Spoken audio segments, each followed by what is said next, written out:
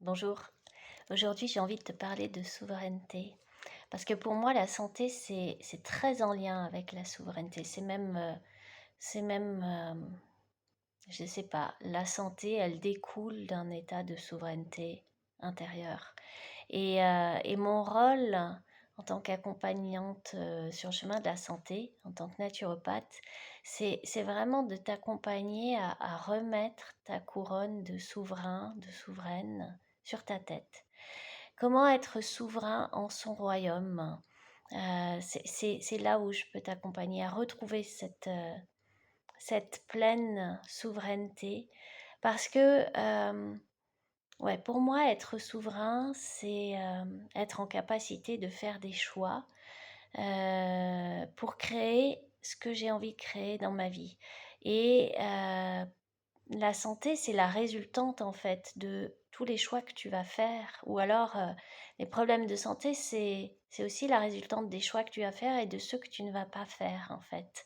Et en ça, c'est très lié, santé et souveraineté. Et être souverain en son royaume, c'est aussi cesser d'être la victime des circonstances. La santé, c'est pas quelque chose qui est en lien, ou en tout cas la perte de santé, c'est pas la faute à pas de chance. C'est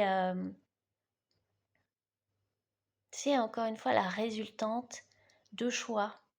Là où moi je peux t'accompagner avec la naturopathie, avec l'olfactothérapie, avec la sonothérapie, c'est comment mettre plus de conscience sur ces choix qui concernent le corps, ce que tu mets dans ton assiette, comment tu bouges, quel rythme tu choisis, quelle hygiène quotidienne.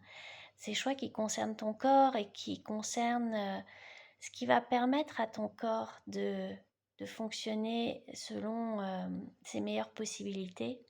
Mais ces choix concernent aussi tes émotions, celles que tu as envie, auxquelles tu as envie de laisser de la place dans toi, celles que tu as envie de cultiver.